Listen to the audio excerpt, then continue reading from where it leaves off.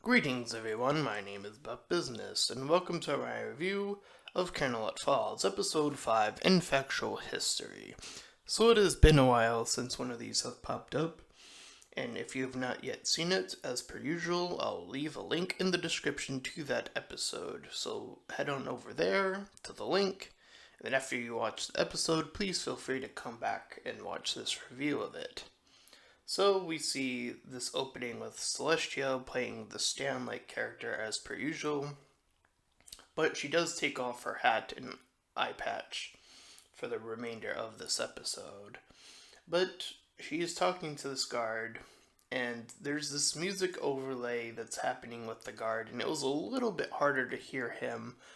And it isn't an issue later on, as the music was a little bit better for something else that comes up later, but just for this particular guard, it was a little bit harder to hear him, so just there's that.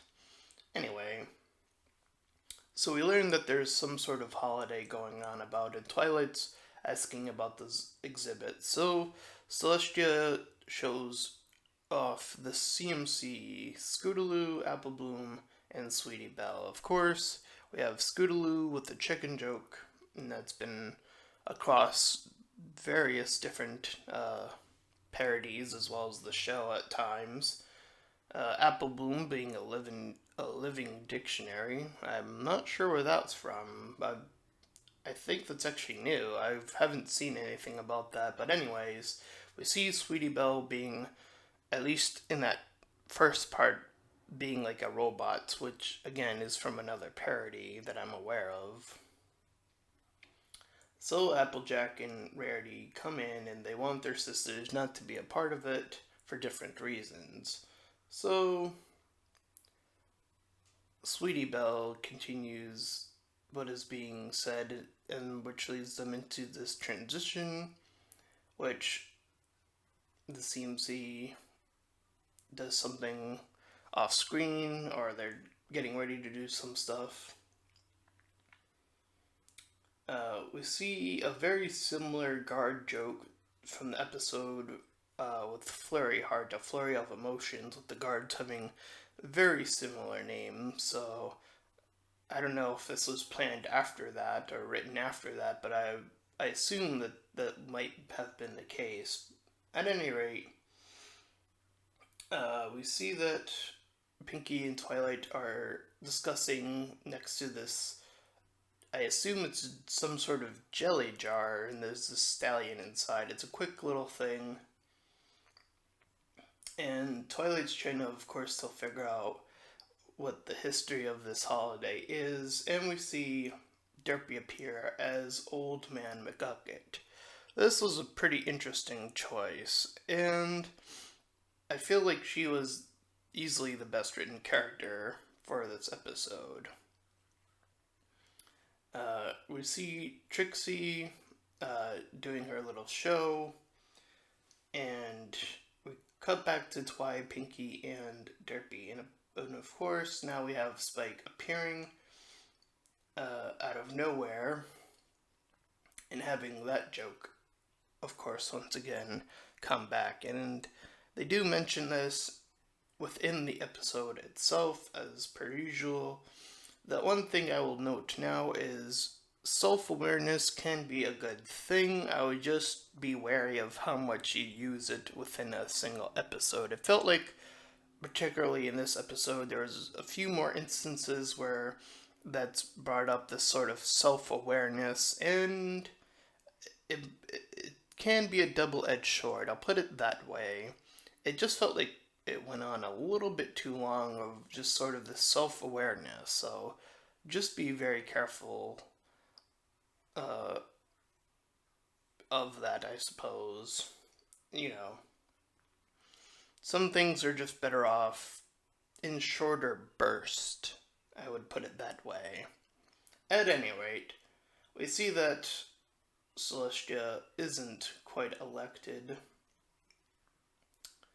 and we see that Twilight is having a personal chat with Celestia, and then we get Lyra and Bonbon, who I assume they are playing the cops, even though they say that they're playing more of a role of the sort of higher ups, which is a little bit different, unless I'm misremembering the characters. So that might be on me, but anyway. So Celestia's discussing this whole bacon hat thing. It's a thing that's brought up a few times in the episode. I think that was probably a part of the actual episode that this is based off of. I'm not 100% sure about that, but it is brought back up a few more times within the episode, so that'd be interesting to learn if whether or not that was a part of the episode, the Gravity Falls episode that this would be based off of. Anyway, uh, we see this little new stallion, this news-based stallion, and it's a quick glimpse of him, and then it comes to this clip of Veggie Tales, which was a little bit disorienting, to be honest, but it was used more so for like a break in the episode. Let's see. And we cut back to Lyra and Bonbon, who have now caught back up to Twilight and Pinkie Pie. So they get caught, and then we see Celestia and Trixie are, I think they were competing or singing together, or competing, singing against each other. It's one or the other.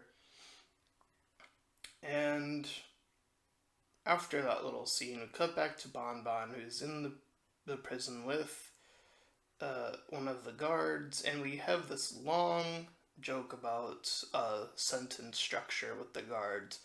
Again, much like the self-awareness, it goes on a little bit long, and again, just being wary that sometimes going on too long can be a bit of an overstretch. You know, at least for my personal preference, I know that's something I should mention, is that I prefer comedy that is a bit more snappy. So, we get another Spike appearing joke, and then we have this new banana-based character. I believe his name is Screwball Jones, and correct me if I'm wrong, I think that might have been it, but at this point I was starting to think that this was based off of this Lincoln episode where like this presidential character was like asleep for a long time or something or other. That's just my guess. I'm not 100% sure about that, but that's my best guess for where this episode is based off of. Anyways, we get this flashback with this Jones Banana character and Tyrek, and them arguing about something or other. So we see that Star Swirl was the one that was given this holiday. I think that's what they went with. Anyways, Celestia is joined by Applejack and Rarity, who are still looking for their sisters, and there's that newscaster, Stallion. I never quite caught his official name. I believe they gave him initials. I believe it was PJP. His name was said in a weird sort of way. It was really hard to catch, at least for me. So just that's to be kept in mind.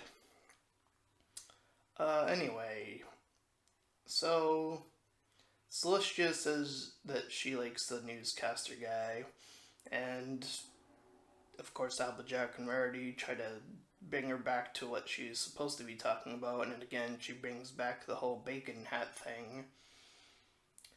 So we get Pinkie and Twi in this narration character, and the banana character Joan breaks the fourth wall in order to get them out of this situation. So they play some music and then they are able to escape. So Celestia has this paper screen, you see that, and then you once again see the third use of the bacon hat joke and a few other written things there. Uh, we see that Lyra and Bonbon also get a musical, and once again, that self awareness humor of just them mentioning that the voices are going to change. I actually did appreciate that one a bit more than the first one. Uh, but again, just I would just be wary of how much you would use that within a single episode for further use. Uh, so Twi goes to Celestia to get her out of this situation where Lyra and Bonbon are trying to uh, get her. Celestia says if she ends Founders Day that she will uh, call them off, and so she does. But before that, we have a little derpy song that happens, which is just this random string of words. It was more of a wordy song rather than an actual song, I would put it that way. But I shouldn't be one to complain about the voices and the songs and how well something is sung. After all, I myself am not quite the singer, neither is my brother, and if you need proof of that, I'll also leave a link in the description for the song that he sang very terribly, so that will also be in the link in the description. At any rate, getting back to this episode, Celestia, as I mentioned, gives them this vacation, and then they talk about Celestia and Twilight and Pinky say there's something missing, and that actually caught me off guard because I'm not 100% sure what that meant. So there seems to be an actual mystery before the actual conclusion. So that was actually something that caught me off guard. I actually am curious as to what that was. Anyway, we have Flim and Trixie, and I'm not 100% sure what character Flim is supposed to be playing quite yet, but anyways, Trixie is talking about planning her revenge. And of course we see her pull out another book. So we have this after credit sequence with Celestia, I believe, talking with this OC-like character that has this pencil and Mike cutie mark crossing. And Celestia is upset for like a few seconds about her threat not working, but then says she loves the actual artwork. So that is the episode in its entirety. And I would agree that the writing here is a bit stronger, but there were some points where it did drag, and those moments did primarily take place in the more comedic aspects of, saying how long a joke in the department of the sentence structure part can go, or the self-reference joke can go. Again, the phrase timing is everything, I think, would apply here. So just be wary of that. Everything else I felt was fine. Derpy, again, was incredibly strong for this episode. And we shall see what happens next. So, that is my review for Infactual History. And if you like this review, please feel free to like, comment, and subscribe. And also make sure to check out Sibling KR Animations. Once again, the link will be in the description. And until next time, farewell, everyone.